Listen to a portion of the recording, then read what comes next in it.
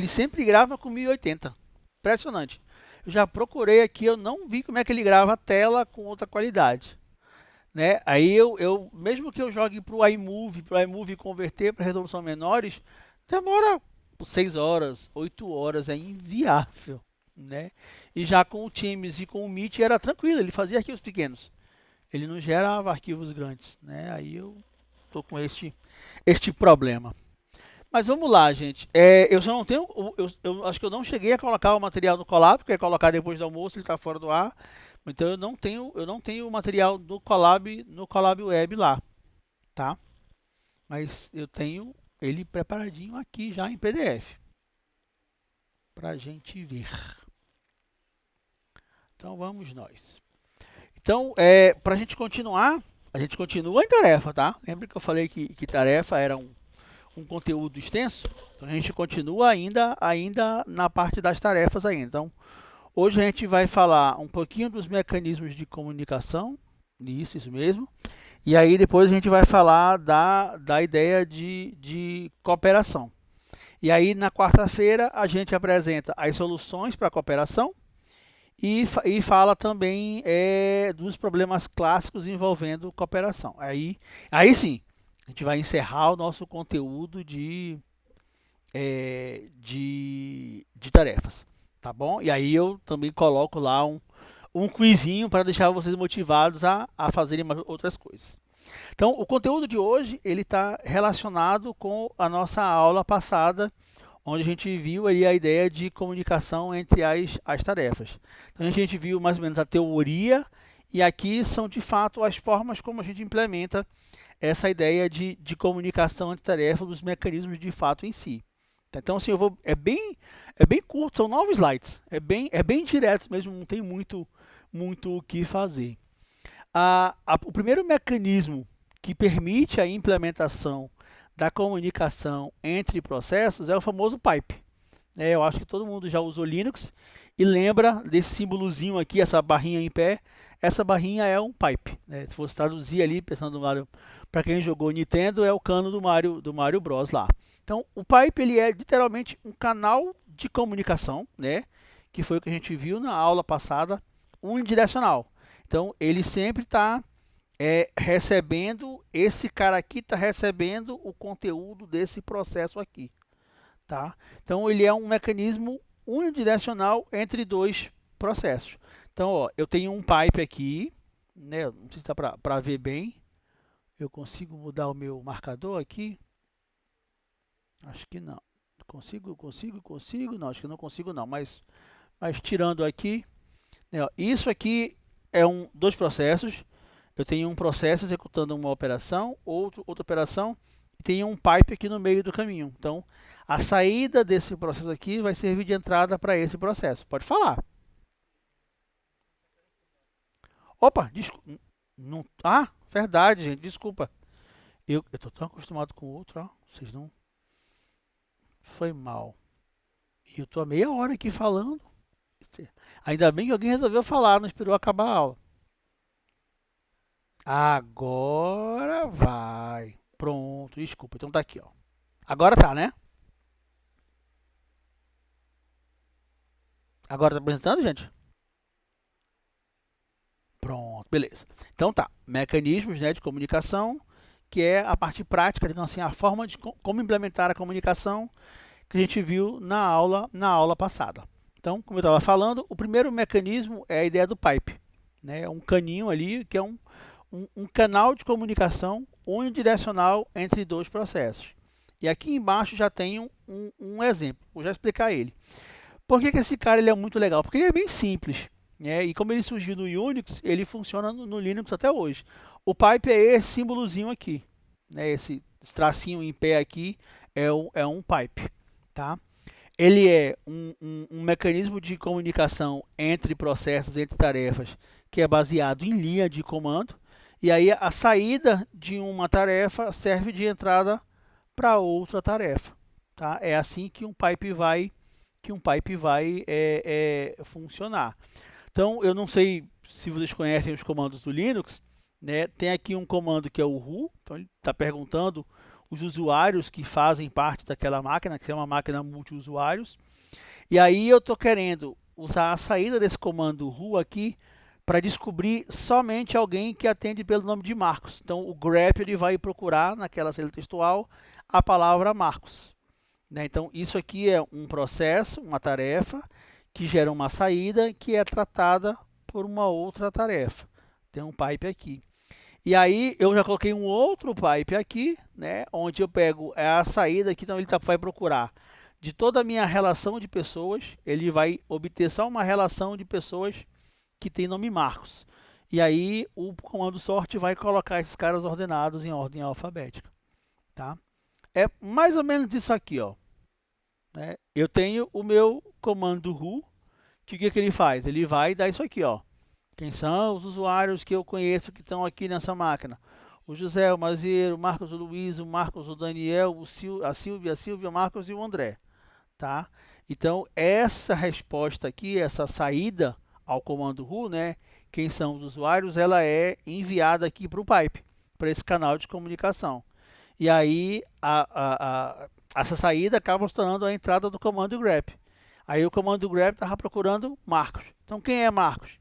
Eu tenho o Marcos aqui, que é PTS5, tenho o Marcos aqui, PTS8, tenho o Marcos aqui, PTS2. Aí ele pegou, então, na ordem que ele encontrou, né? Começou a ler José, Maziero, Marcos, pega, Luiz não, Marcos pega. Então ele colocou na ordem que ele foi encontrando. E aí tinha um outro pipe ali, né? Que era esse pipe daqui agora, que pega essa saída aqui do grep, né? Joga para o canal de comunicação e o sort recebe ela então como entrada e organiza. Então primeiro vai ser o Marcos com PTS2, depois o Marcos com PTS5 e por último o Marcos do PTS8. E aí isso aqui é então encaminhado para o usuário. Eu acho que todo mundo conhece o pipe, né? Vocês já usaram o pipe no Linux, né? Ou não? Eu acho que é tranquilo. Me respondam aí. Tá, alguém nunca usou? Tá, alguém nunca usou Linux? Tá, então só não usou o comando do pipe ainda. Mas ó, é muito tranquilo, né? Vocês conhecem o LS? Deixa eu só aumentar aqui a minha tela. Comando mais. Pronto. Né? Tem o ls aqui, que é aquele comando que dá lista os arquivos de um diretório, por exemplo. Então, se eu fizer aqui ó, um ls grep post, ele não achou nada, mas se eu colocar um P maiúsculo aqui, ele achou para mim como resposta aqui o post mesmo. Tá? Então, assim, a ideia é essa, né? É um canal de comunicação entre dois processos, só que ele é só unidirecional. A saída de um serve de entrada para o outro. Então eu tenho um comando qualquer e eu redireciono a minha saída para servir de entrada para um outro processo. É muito útil, muito empregado em comunicações no Linux em geral. Tá bom? Então, para fechar, o pipe é um canal de comunicação unidirecional entre dois processos, né, duas tarefas, um para um.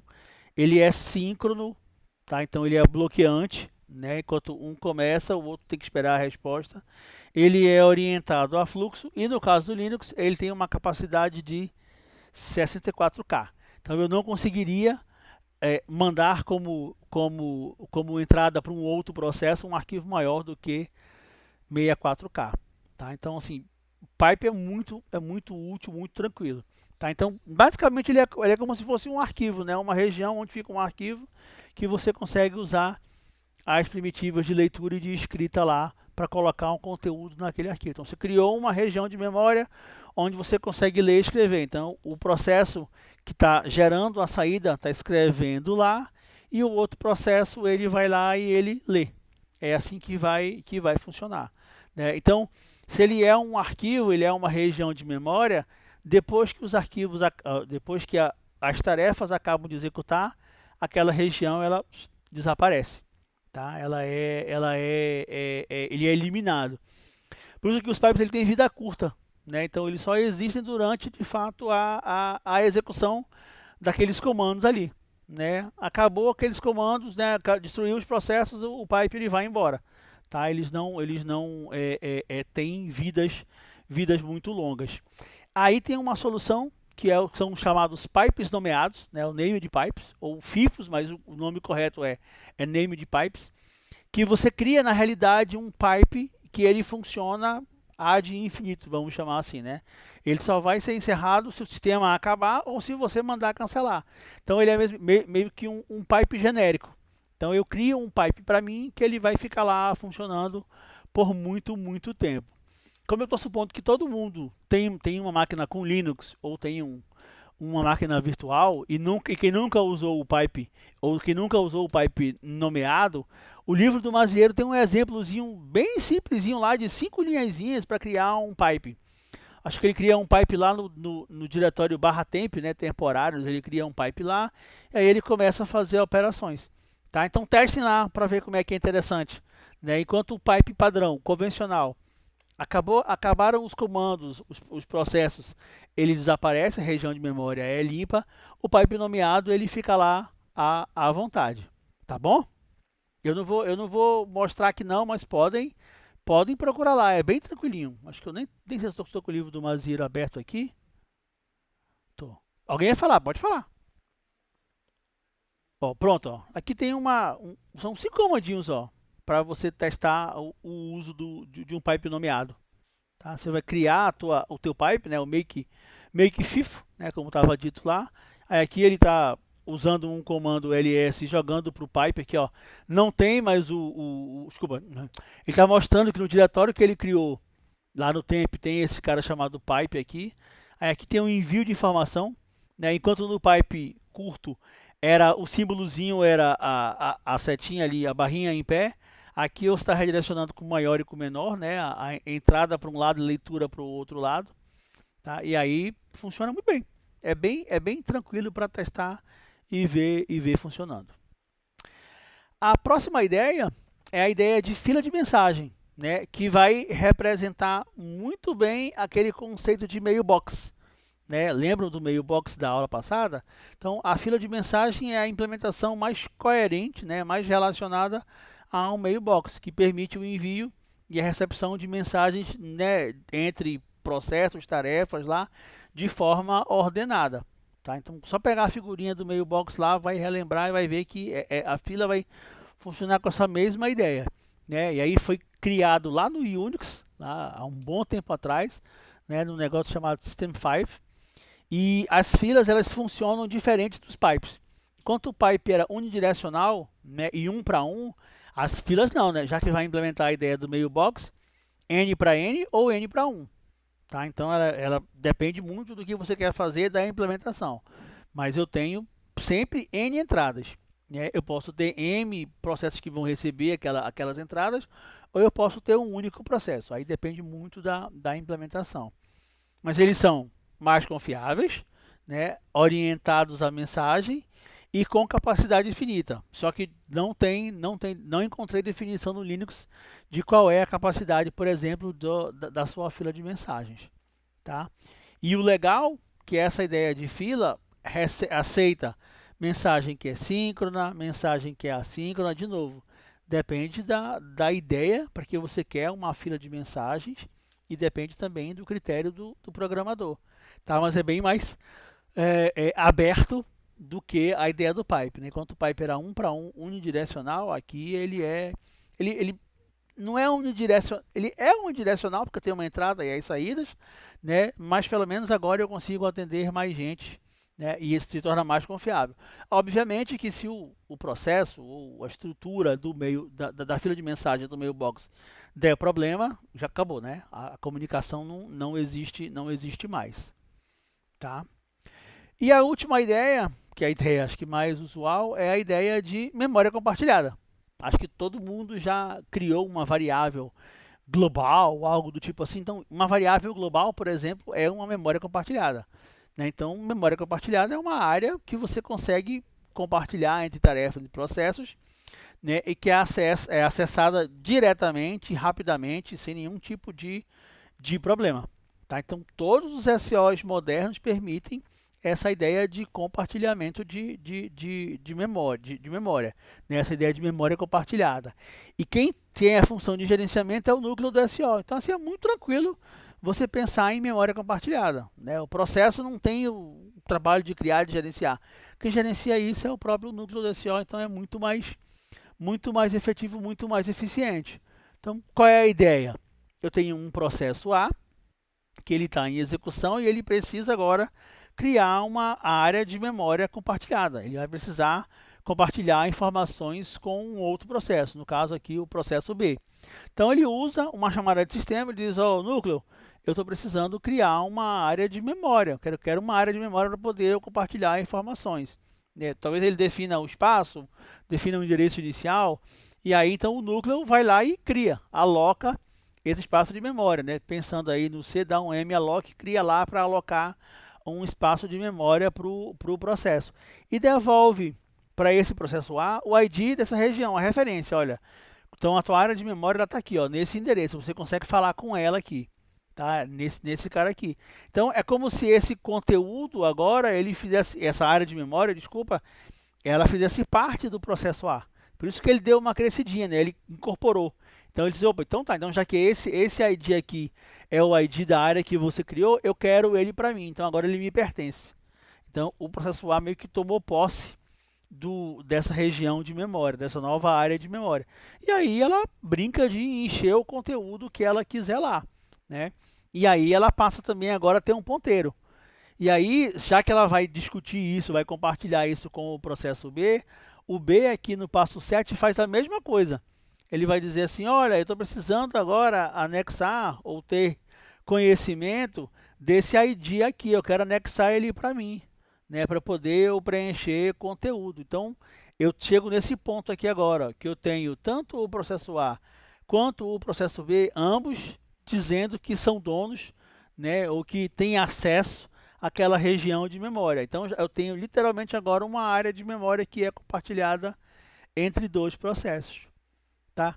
É tudo utilizando chamadas de sistema primitivas, né? Para criação da área, para alocação da área, definição de ID, permissão para ser o dono daquela região, digamos assim, tá? E aí funciona muito bem, funciona tranquilamente. Tudo bem, gente? Esse era o conteúdo dos mecanismos, eles são muito simples, né? Não tem muito o que falar aqui não. São três ideias, que é a ideia dos pipes, né, o pipe convencional ou nomeado, a ideia da fila e memória compartilhada. São as formas usuais de se implementar a famosa comunicação entre os processos. Tá? Aí fora isso, comunicação via rede, né? Que a gente já viu lá quando estava falando de processo. Né? Aí comunicação via rede já não depende muito que acionar o núcleo do sistema operacional para colocar o endereço, IP, porta, o que for lá e aí fazer a comunicação via rede. Tá bom? Odalísio, perguntas? Eu queria uma pergunta agora, Odalísio. Não? Olhando para essa figurinha aqui que tem o 8 e o 8. Diga. Vai na mesma ideia, né? Lembra que a gente já conversou que um processo pode ter várias threads. Então, mesma ideia, né? A área de memória vai ficar compartilhada com o processo e as suas várias threads vão poder acessar a área compartilhada. Tranquilo aí. Tá, isso aí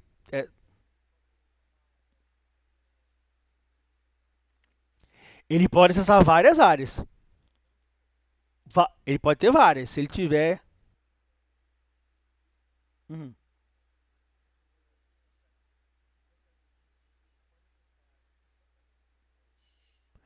Se eles tiverem, sim.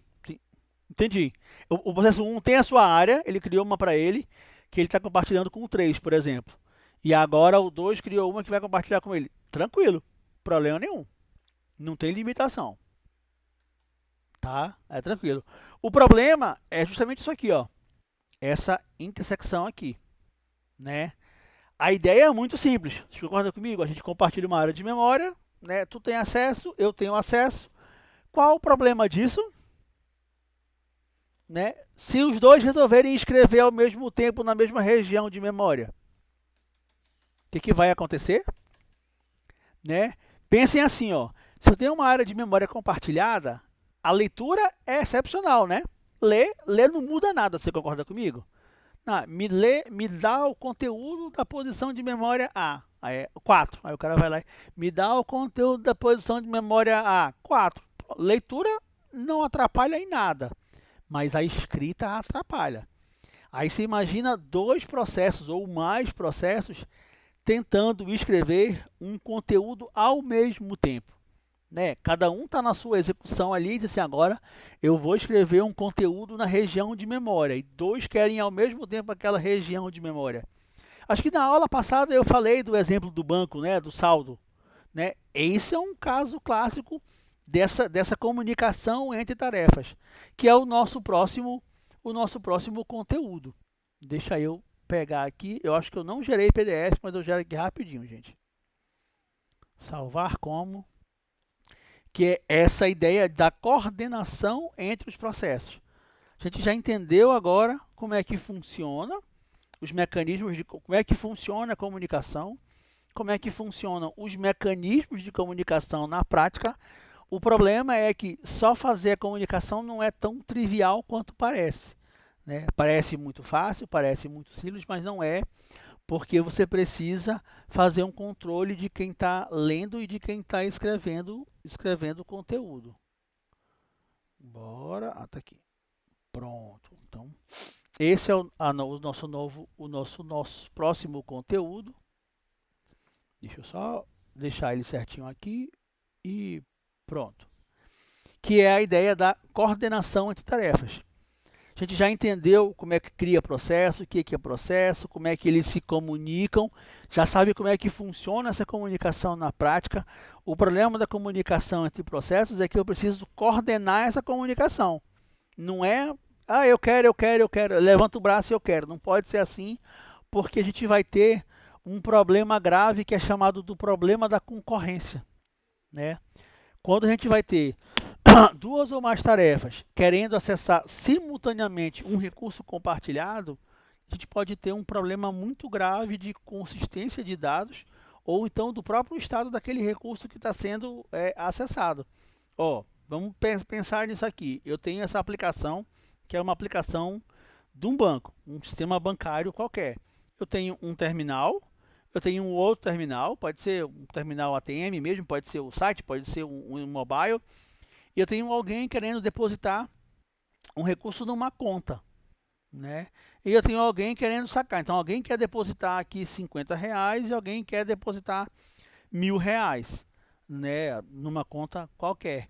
Dependendo de como esse tratamento do acesso a essa área compartilhada, essa área que está chamada de conta, que ela acontece, você pode acabar com 50 na tua conta, confere. Você pode acabar com 1.000 nessa conta e o desejado é que você acabe com 1.050. Mas depende da forma do tratamento.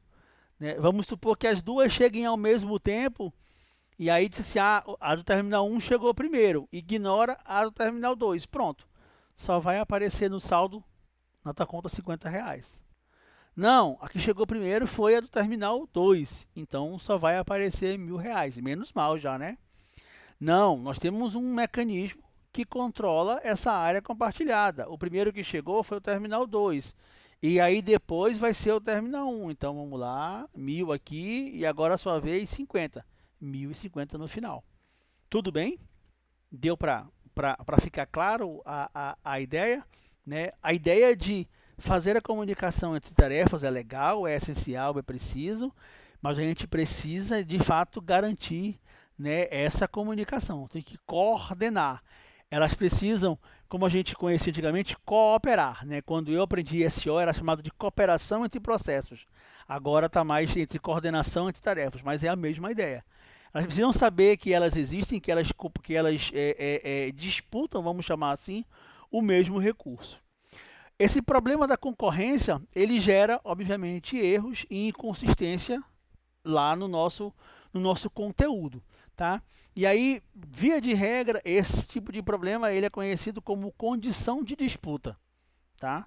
Ou alguns autores chamam como condição de corrida, né? Race conditions, tá? E o problema ele só acontece em operações de escrita, né? Ó, se a conta aqui tivesse o valor de 2.000 já e aqui fosse um saldo e aqui fosse um saldo, tinha problema? Ei, qual é o saldo da conta? 2.000. Qual é o saldo da conta? 2.000. Então, assim, leitura não gera problemas. O problema é quando a gente precisa realizar operações de escrita, tá bom? Olha aquele mesmo exemplo de uma outra forma. Eu tenho tarefa 1, tarefa 2. Nesse caso aqui, a gente está assumindo que nós temos um único processador. O nosso sistema aqui ele funciona num único processador. Então, a tarefa 1, ela está iniciando aqui, né? E ela chega assim, olha, isso aqui está em Assembler, tá? Eu acho que vocês conhecem o básico do Assembler aí.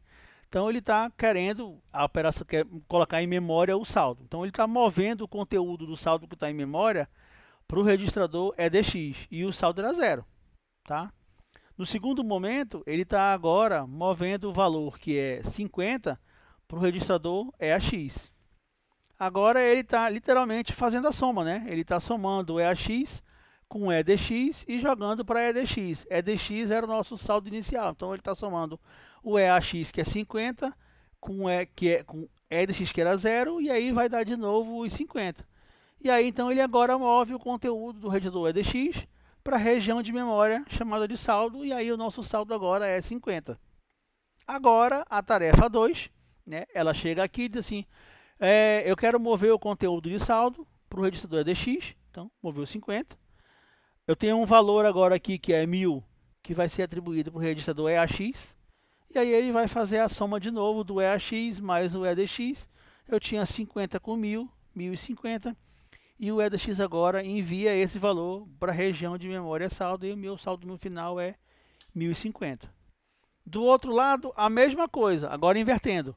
O saldo começa com 0, primeiro vai iniciar a tarefa 2, né, que pega o saldo, atribui o valor de 1.000 ao EAX, faz a soma e joga esse valor em memória. E aí depois vem a tarefa 1, né, que lê o saldo, agora o saldo já é 1.000, pega o valor de 50, faz a soma e adiciona. Então, aqui, né, nesse caso, né, supondo uma máquina monoprocessada e que as tarefas elas ocorreram em instantes diferentes, é tudo maravilhoso, né? A gente chegou com saldo 0 e saiu com saldo 1050. Perfeito. Agora aqui não. A gente continua numa máquina monoprocessada, né? Nem vale a pena pensar em multiprocessado, em multitarefa aqui. Mas, ó, se as coisas chegam em instantes simultâneos, olha o que acontece. O saldo é 0. Aí vem a tarefa 1 e diz, ó, eu quero mover o conteúdo do saldo para o registrador EDX. A tarefa 2, no instante seguinte, faz a mesma coisa. Eu quero mover o saldo para o registrador EDX. Então, uma está sobrescrevendo a outra. A sorte é que o valor aqui ainda é o mesmo, é 0. Aí a tarefa 1 fala, eu quero mover esse valor aqui, 50, para o registrador EAX. Então, EAX agora tem 50. Aí o 2 fala, eu quero mover valor, que é 1.000, para o EAX. Então, ele acabou de sobrescrever o 50 e colocou 1.000 no lugar. A tarefa T1 está mandando somar EAX mais EDX e jogar em EDX. Para ela, EAX vale 50. O saldo era 0, então ela tem 50 para a tarefa 1. A tarefa 2 faz a mesma operação, né? Vai somar EAX com EDX, jogar em EDX e vai ter 1.000, que é o valor que ela conhece. Então, a tarefa 1, quando vai finalizar, ela manda pegar EDX e jogar no saldo. Então, é 50. É o saldo que ela conhece. E já a tarefa T2 faz a mesma coisa, joga 1.000. Então, no final, a gente acabou com 1.000. E não com 1.050, que foi o que aconteceu aqui.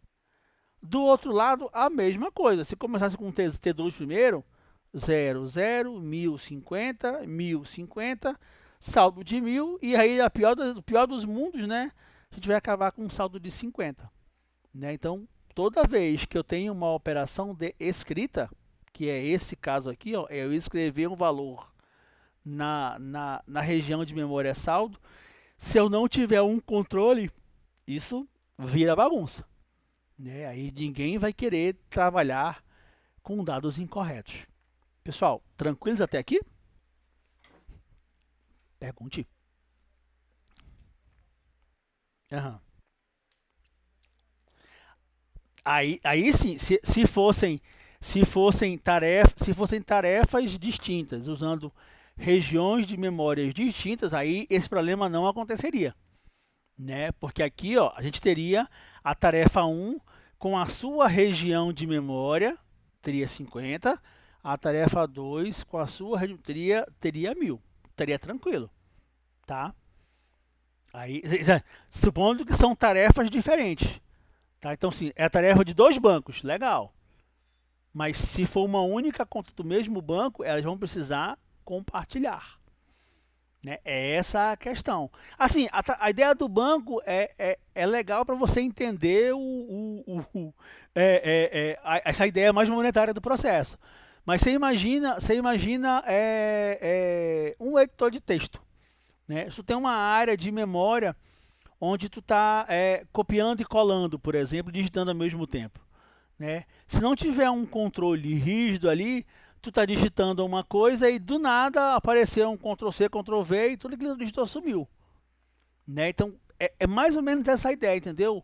E os recursos que eles são compartilhados, ou que podem ser compartilhados, eles precisam ser tratados, né? Se eu tenho regiões de memória, recursos que eu vou precisar compartilhar, dividir com outros processos, com outras tarefas, com outras threads, eu tenho que ter um mecanismo de controle, né? Eu tenho que ter um negócio chamado exclusão mútua. Eu tenho que garantir que ninguém vai conseguir acessar aquela região enquanto tiver alguém acessando ela já.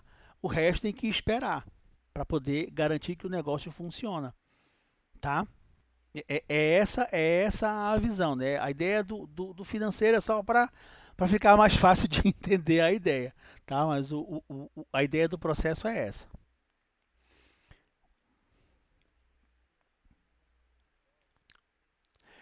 Pronto. En- Então, nesse caso né? Se for uma variável global do C, dos processos, se não tiver um controle ali, isso pode dar bagunça. É assim, via de regra, a gente acaba programando e isso não percebe, né? Esse problema não é percebido, só vai perceber quando der um erro. Mas pode ser que tu tenha uma variável global que tu nunca precisou tratar esse tipo de coisa e a tua aplicação nunca gerou esse erro, porque elas nunca talvez tenham concorrido ao mesmo tempo para a mesma coisa, né? Lembra que eu sempre tenho falado aqui de multiplicação de matriz? Ah, vamos multiplicar 1 milhão por 1 milhão, né?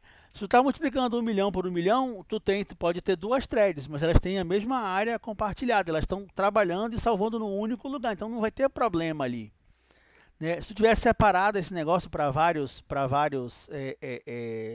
processadores, por exemplo, cada um estaria com um pedaço da região de memória, então também não teria nenhum tipo de concorrência, né? Então, assim, tem casos que parecem muito piores, mas que nunca vai acontecer concorrência. E tem casos muito mais simples de concorrência, a condição de disputa, né? A condição de corrida, ela é muito mais factível, é muito mais fácil de acontecer. Então, o que é mais interessante? Esperar esse negócio acontecer ou não? Vamos criar um mecanismo e toda região que tiver a possibilidade de cair nesse problema de disputa, a gente vai tratar, né? Aí foi essa a ideia que os caras tiveram, né? Vamos trabalhar com isso para ver o que aconteceu.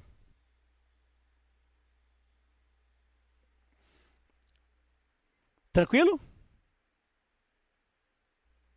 Então, corrida, né? Condição de disputa ou condição de corrida, tudo bem. E assim, eles são erros justamente no compartilhamento em certas condições. Então, assim, a grande maioria dos casos, se você não tiver uma grande interatividade, nunca vai perceber, né? Porque são erros bem dinâmicos mesmo, né? Então, assim, você vai olhar o código-fonte e não vai perceber. Você só vai perceber quando de fato precisar fazer algo muito simultâneo. Então, assim, é muito difícil você olhar um programa e dizer, aqui eu tenho que colocar uma condição de corrida. Tem que achar um mecanismo para garantir aqui. Não tem. A maioria nunca vai, não vai olhar e não vai entender e não vai precisar ou de fato não vai perceber que precisa colocar aquilo ali. Tem uma formalização, né, que é as condições de Burnett aqui para mostrar, né, quando vai acontecer uma condição de disputa, né, entre tarefas que são paralelas, né, que são ali, que estão acontecendo ao mesmo tempo. Então eu tenho duas tarefas, a tarefa 1 e a tarefa 2. Eu tenho o R, T de I, que são as variáveis que são lidas pela tarefa I, e eu tenho o W, né, de TI, que são as variáveis que são escritas agora, faltou colocar em minúsculo aqui, né, por TI. Né, e essas tarefas elas podem executar sem risco nenhum de condição. Se eu tiver alguém lendo e alguém escrevendo, né, o negócio já fica meio lá. Então aqui, ó, T1 ele nunca vai ler as variáveis que são escritas por T2.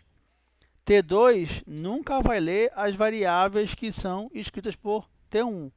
E T1 e T2 nunca escrevem as mesmas variáveis. Se isso aqui for respeitado, eu não tenho condição de corrida. Eu não tenho problema nenhum.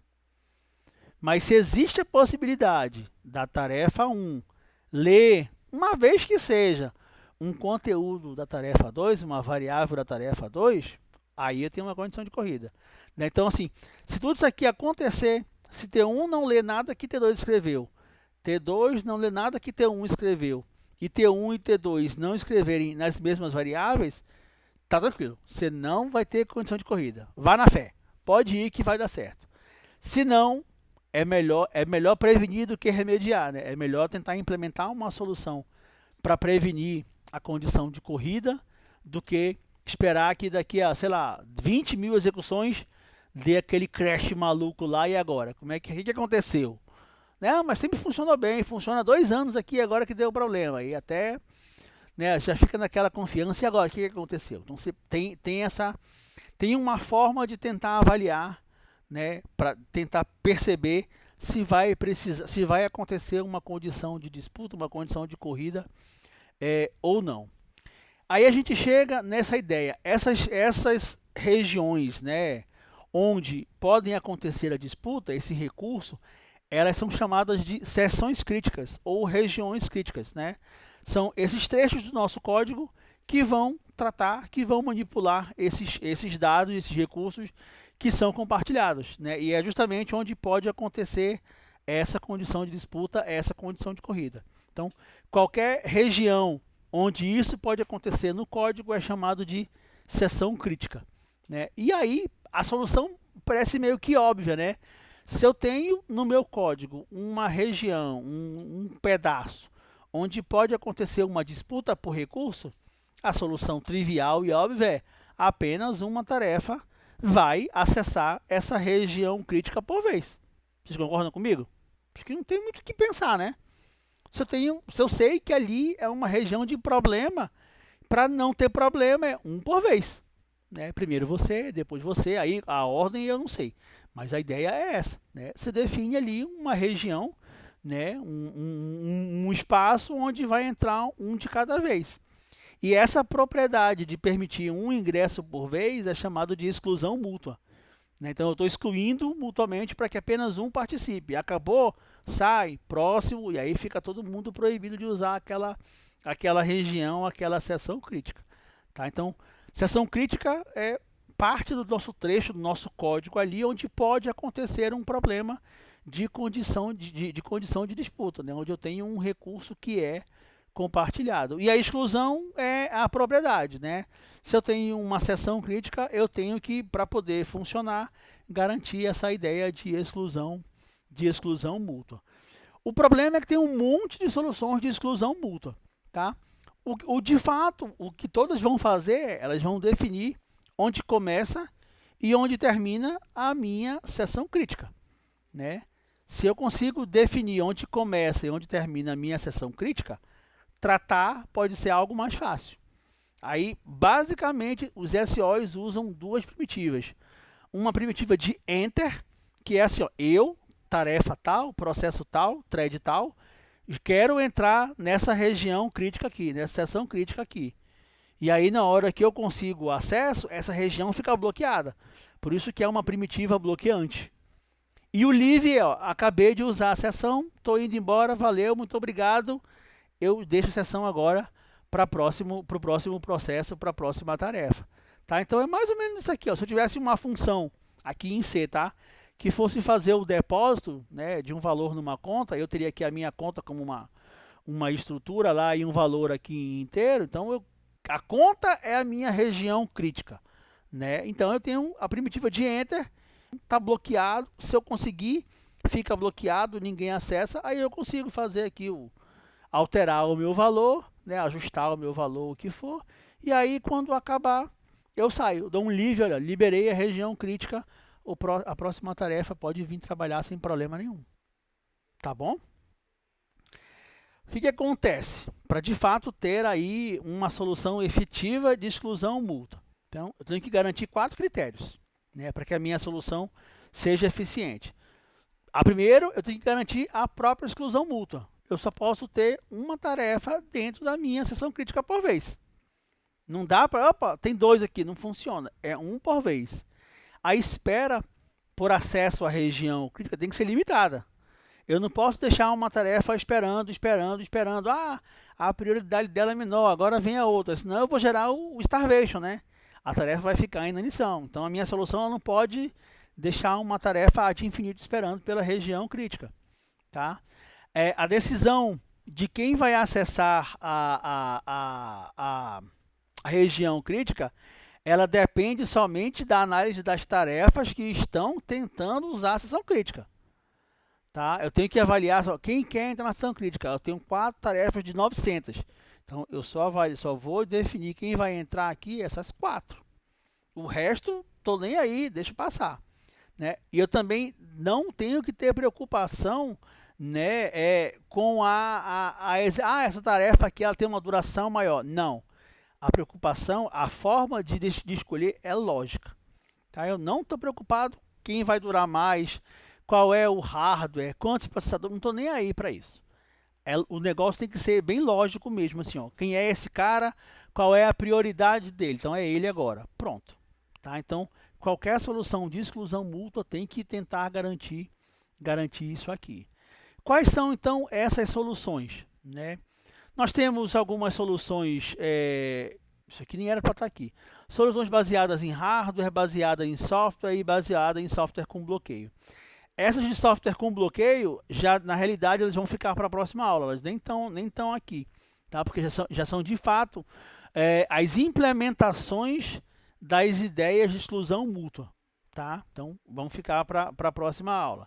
E a definição que o Mazieiro usou agora é um pouquinho diferente. Então, esse slide aqui está meio fora de contexto, mas segue o que está aqui. Então, a primeira ideia para fazer a exclusão mútua é utilizar, né, as primitivas ali de enter e leave. Tá? Então, eu tenho o uso de enter e leave.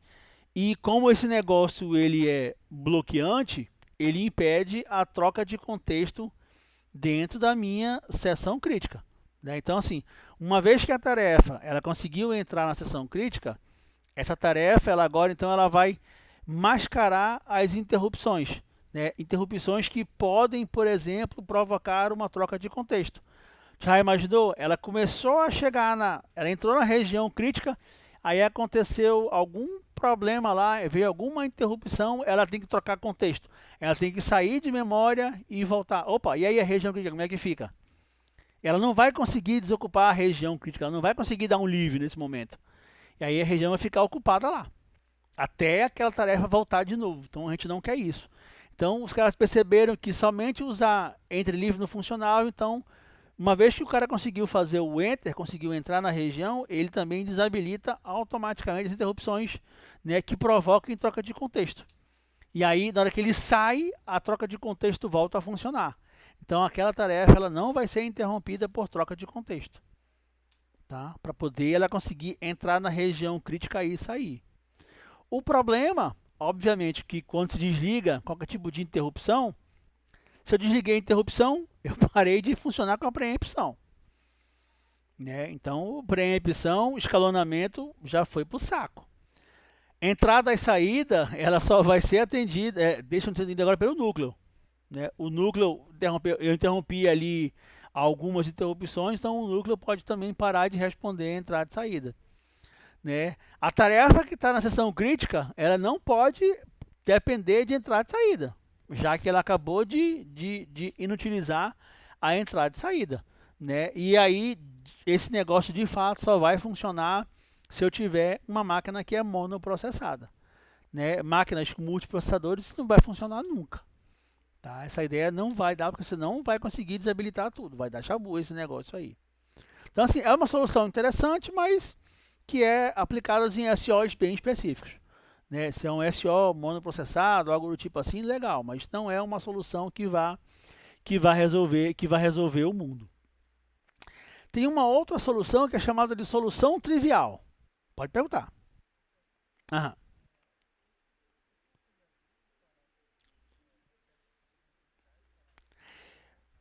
Mas só se eu tiver um único processador. Aí funciona legal. Tu entendeu? Se eu tiver vários processadores, porque ó, eu não consigo interromper as operações, as interrupções para um processador. Eu interrompo para todos. Esse é o problema, né? Eu não consigo dizer, eu vou interromper as interrupções só do processador A, do processador 1. Do 2 ao 12 está funcionando normal. Não funciona assim, eu interrompo tudo, né? Então, assim, todo mundo vai parar de funcionar. Não só aquela tarefa que ingressou na região crítica, todos os outros. Por isso que não é viável, né? Aí teu tempo ia lá para caixa prego, né? Tu pá, travou. Agora não. Se tu vai aplicar isso em algo que é monoprocessado, né? Você pensa num sensor. Eu tenho um sensor, eu tenho lá um hardware que ele é monoprocessado porque ele faz pouquíssimas tarefas. Funciona perfeitamente, né? Se eu tiver uma região de memória para sei lá, armazenar temperatura. Eu tenho um sensor de temperatura, sei lá, baseado em mercúrio. Eu tenho um outro sensor que tá lá, sei lá, baseado em captação solar, não sei. Entendeu? Então aí vai funcionar perfeitamente. Entrou na região, suspende tudo, coloca, atualiza lá o seu valor, escreve o valor, sai da região, desabilita. Beleza. Mas se eu tenho muitos processadores, não vai funcionar. Porque aí eu vou parar tudo. Aí a minha máquina, o processo todo vai virar uma carroça, né? Aquilo que seria muito rápido vai virar muito lento toda vez que eu precisar entrar numa região crítica. Tranquilo, Odalísio? Tá? Aí tem uma solução que é a famosa assim, vamos pensar numa solução show de bola? Vamos, que é a solução trivial. O problema é que ela não existe, ela não funciona. Você imagina que agora os caras criaram uma área compartilhada ou uma variável global compartilhada chamada de buzz, de espera. A variável de espera. Então você tem lá, né, um teu código, você criou a tua variável de espera, ela está como zero. Então todos os processos perguntam, enquanto a variável tiver zero, é verdadeira, ele vai lá e seta ela para 1 para poder acessar a região crítica, né? Esse cara faz a mesma coisa, os dois iniciam ao mesmo tempo. Esse cara conseguiu setar primeiro ela para 1. Então, para ele, a região só é dele, aquela região crítica. A mesma coisa acontece aqui para o 2. Ele marcou 1, para ele a região também só é dele. E aí, o que acontece? Eu tenho dois processos, duas tarefas dentro da mesma região crítica. Não funciona. A ideia é muito boa, né? A ideia de ter uma variável global, vamos chamar assim, que define a espera, né? É por isso que o nome é chamado de espera ocupada, é interessante. Mas só usar a espera não funciona. Vocês vão ver daqui a pouquinho que a espera ela é utilizada em outras ideias. Mas a ideia inicial, que era usar só a variável de espera, também não funciona, porque ela quebra a ideia, ela viola a ideia da exclusão mútua ao permitir que eu tenha dois ou mais processos dentro da mesma região crítica. É a mesma coisa, aquele exemplo lá em cima da conta, né? Não funcionou. Eu tinha a espera aqui, mas a espera não funcionou. Tá? Então, assim, tem uma solução que parece ser show de bola, mas ela não funciona na prática. Funciona com adaptações, que aí ó, já é o que é uma outra ideia que é a alternância de uso. Então, Em vez de eu ter a minha variável de espera, né, de ocupado lá, de buzz, eu tenho uma variável de turno agora, né? E essa variável de turno, ela vai indicar quem é a vez para entrar na região crítica, né? Então, assim, ela é uma variável que ela é ajustada, calculada toda vez que uma tarefa sai da região crítica. Tem mais ou menos um escalonamento para dizer ali quem é a próxima tarefa que pode acessar. Então, eu tenho que ter como entrada a quantidade de tarefas, né? E aí o meu turno, a minha espera, ele está valendo como zero. Então, eu tenho ali o Enter, né? Eu vou entrar na minha região crítica tendo a quantidade de tarefas, né? Então, tarefa zero, tarefa 1, tarefa... E aí, enquanto não for a vez da minha tarefa, ela não pode entrar na região. Então, eu começo aqui. É a tarefa quem? Tarefa zero, então ela vai entrar na região. É a vez da tarefa 1? Não, então eu executo. Pá. Acabou, ela sai. Quem é a tarefa 1? E assim vai. Você fica colocando um a um ali. Você vai alternando o uso de quem vai utilizar. Funciona. Show de bola. Funciona. Limitação desse negócio. A velocidade de entrada, né, desse processo, dessa escolha, vai sempre ser ditada pelo processo mais lento, né? Então, se eu, por exemplo, tiver tarefas aí que são todas de grande duração, né, esse negócio de entrar na região crítica vai dar uma demorada, né? Vai ficar muito mais lento acessar, tá? Se um processo falha, né, antes que outro chegue na região crítica, o cara estava ali, é a vez do 2. Antes do 2 entrar em ação, ele deu problema. Ele foi interrompido, por exemplo. Oi? Cadê o 2? 2 é tua vez. Cadê o 2? Cadê o 2? Não tem 2. Ninguém entra na região crítica. Enquanto o 2 não aparecer, ninguém vai entrar na região crítica, entendeu? Até o 2 voltar da sua interrupção, aí, o 2 está aí? Tá, agora vem 2, é tua vez. Ninguém vai acessar a região crítica. Então, vocês percebam que as ideias vão melhorando.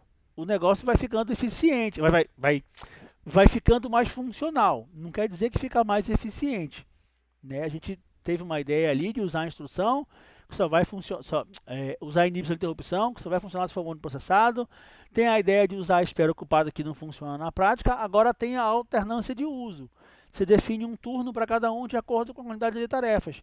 Só que tarefas muito longas vão atrasar todo o processamento e uma falha num processo, uma interrupção, por exemplo, vai atrapalhar todo mundo de chegar na região crítica. Aí vem uma melhoria disso aí, digamos assim. Teve o Decker que criou um algoritmo nos anos 60, né, que fazia isso, fazia essa ideia de indicação de uso, mas o Peterson, né, que não é o de banco de dados, criou uma ideia melhor nos anos 80. Então agora, nós temos a variável de turno e temos também uma variável que indica se de fato naquele momento aquela tarefa ela quer acessar aquela região. Tá? Então, de novo, a gente tem ali a quantidade de tarefas como entrada, né, como parâmetro, né, o número da tarefa como entrada na nossa região, na nossa região crítica ali, e aí a gente pode verificar se é uma tarefa, se tem outra tarefa, se a tarefa que está sendo indicada para entrar na região crítica, se ela quer de fato acessar a região crítica, né? Se ela quiser acessar a região crítica, ok. Se ela não quiser, ela passa para o outro. Tá? Então, assim, é a solução, na teoria, mais eficiente com a ideia de espera ocupada, porque você espera alguém entrar na região crítica, que funciona. Tá? A ideia do Peterson é muito simples, muito tranquila e bem elegante. Né? E o código é pequeniníssimo. Né? Você tem ali uma tarefa, eu sei quantas tarefas eu quero colocar em execução, 5. Eu coloco ali, eu tenho um vetorzinho onde eu vou ajustando o interesse em participar. Pode, não pode, posso, não posso, não posso. Então, próximo, você é tipo uma fila, né? Todo mundo que está na fila quer entrar na região crítica. Mas antes de você de fato chegar ali na boca do caixa da fila, você é questionado, senhor, o senhor realmente quer acessar agora? Putz, não, esqueci uma coisa, eu vou ali e já volto. Então você sai da fila e volta para outro lugar. Tu entendeu? Para poder garantir que de fato quem vai chegar na fila funcione. Não exclui a possibilidade de interrupções de tarefas dentro da sessão crítica, tá? Mas pelo menos tenta evitar isso ao máximo. Saindo da ideia de software, né, essas ideias até agora ali de mascarar a interrupção, da solução trivial, da alternância de uso e do Peterson, elas eram baseadas em software. Né? Era, cria uma variável aqui, cria uma coisinha ali, faz isso, faz aquilo outro. Quer dizer, vamos trabalhar com ideias mais atômicas. Vamos lá para o hardware. Já que trabalhar com software não funciona, sempre dá algum tipo errado, vamos criar então algo no hardware que é algo que ajude a funcionar.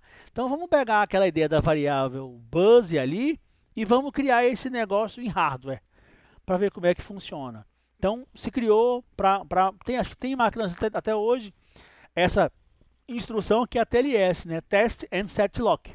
Então ele testa para ver se ele consegue chegar naquela região.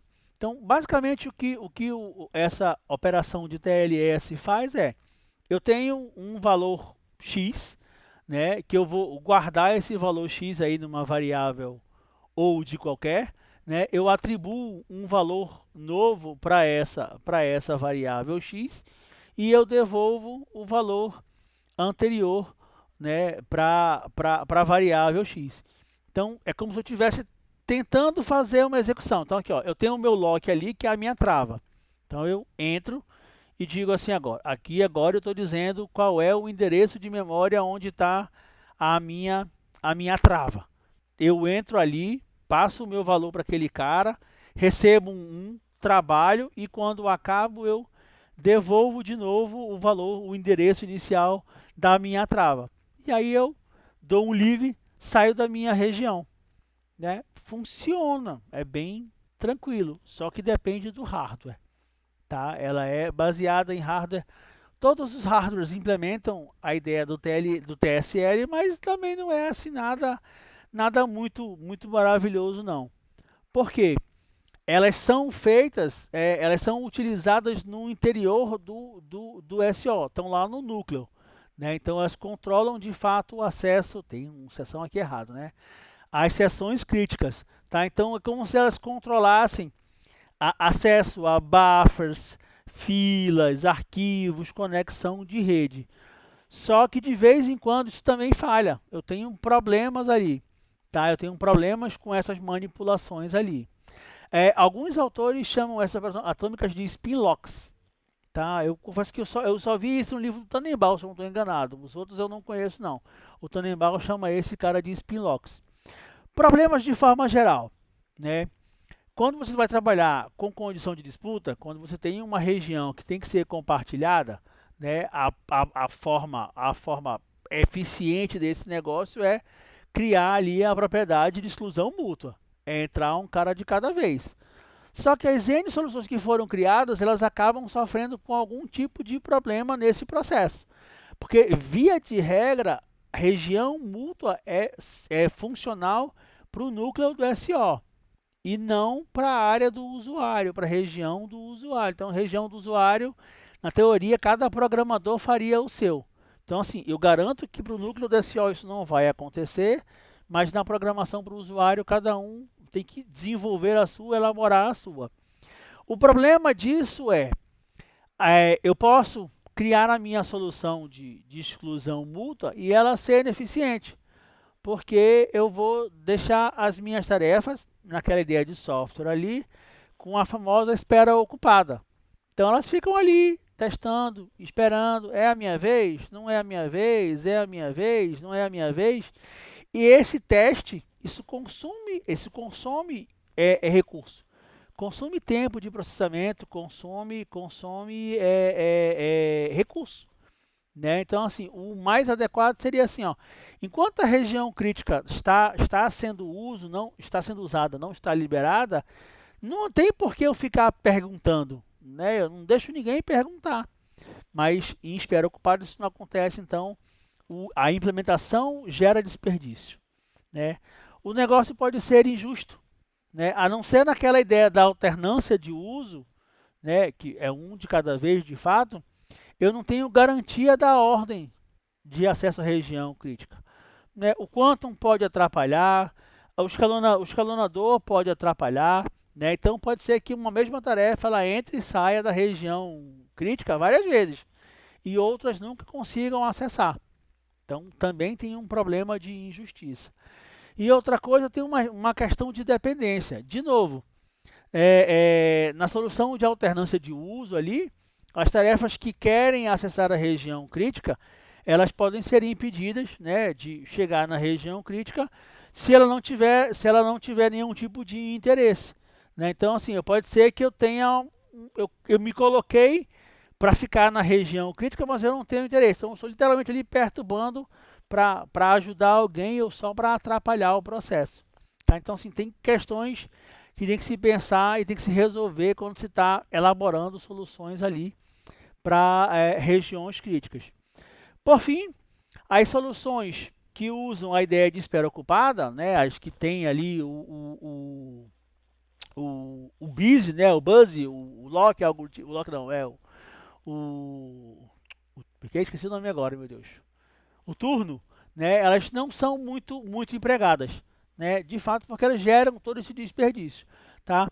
Dá para funcionar? Dá para implementar? Dá para implementar, né, mas são pouco empregadas na construção de aplicações, né? Assim, de fato, você vê muita construção de soluções para exclusão mútua no núcleo do sistema operacional, né? Você vê pouca programação